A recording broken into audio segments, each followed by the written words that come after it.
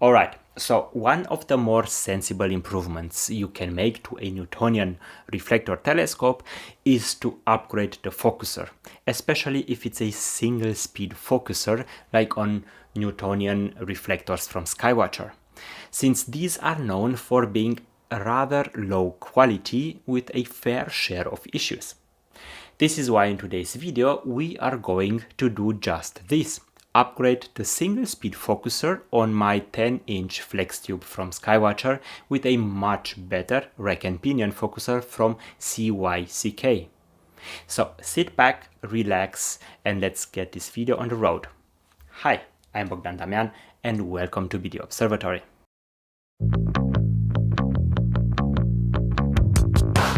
The 10-inch Flextube from Skywatcher is, in my opinion, a great option on telescope that, thanks to the collapsible tube design, is also very versatile, allowing me to use all kinds of accessories like binoviewers without the need for extra bellows or glass pass correctors. Its biggest drawback, however, is the standard focuser the telescope comes with.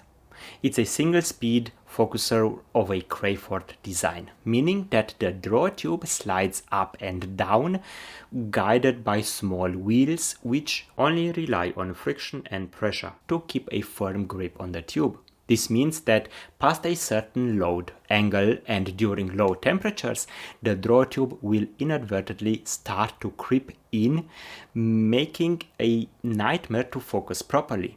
On this particular model, the draw tube has also the unfortunate feature of being made out of soft aluminum. Here the threading for attaching the 2-inch eyepiece adapter can, because of the softness of the material, easily be damaged or even stripped, and this can potentially have catastrophic consequences for your equipment should the eyepiece adapter, including the attached eyepiece or accessories, come loose and fall to the ground. Unfortunately, I'm talking from my own experience here. So upgrading to a more capable focuser seems like a very good idea. So in order to improve on these 3 drawbacks of the current focuser, I prioritize the following 3 aspects.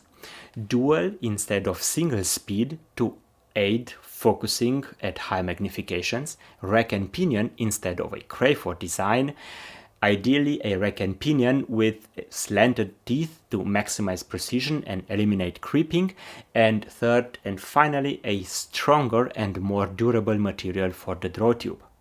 So with this list in mind, I went searching.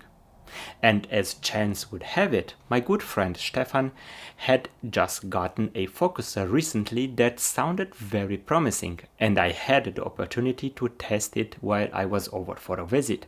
It's a beast of a focuser from a company I had never heard of until then, CYCK. I'm not even sure if this is how you pronounce their name, but while checking the focuser out, it ticked all the checkboxes on my list.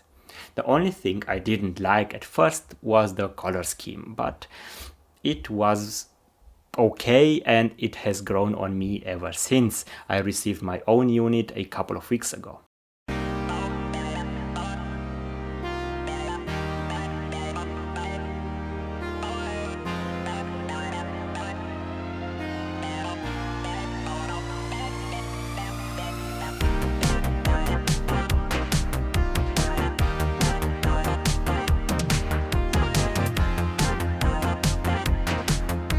So it's a dual speed rack and pinion design with slanted teeth, and it is extremely well built, even though aluminum is still the primary material used for the draw tube, but it's much thicker. And now I'm going to mount it on my telescope. So let's see how it goes. First, we need to remove the old focuser. Thankfully, this isn't difficult at all and requires only a 2 and a 2.5 mm hex key or Allen wrench for removing a total of 6 screws. Once the 3 fixing screws and the 3 smaller adjusting screws were out, the focuser simply slid out. Out with the old, in with the new. First, we need to get the 3 smaller screws and screw them into the new adapter ring.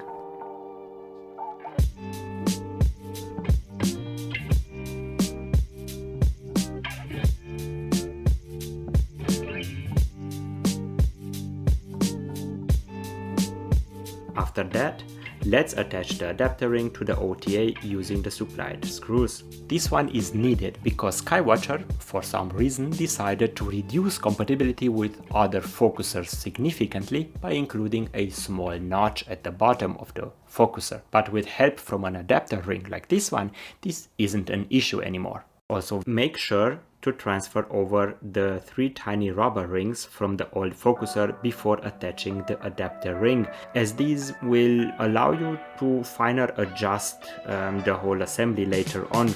After the adapter ring is in place, it's time to screw in the new focuser and then check if the new focuser is leveled with respect to the OTA adapter, and we are done. Since I didn't like the blue 2-inch compression clamp for 2-inch eyepieces, I replaced this part with another piece I had lying around that was all black. Now the focuser really looks and feels like it would handle anything I can throw or attach to it. It's very solid, smooth, and because it has zero play in its movement, it's also very precise.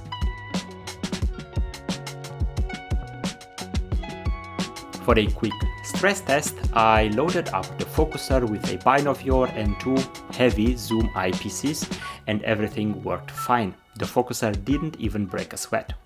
Now that's what I call a night and day difference. Alright, that's been it. I hope you all enjoyed the video. If you did, don't forget to like and subscribe. Let me know what you think about this focuser and about upgrading focusers in general. Did you upgrade yours, or are you still rocking the default one? Let me know in the comments below. Thanks for watching, and catch you guys in the next one.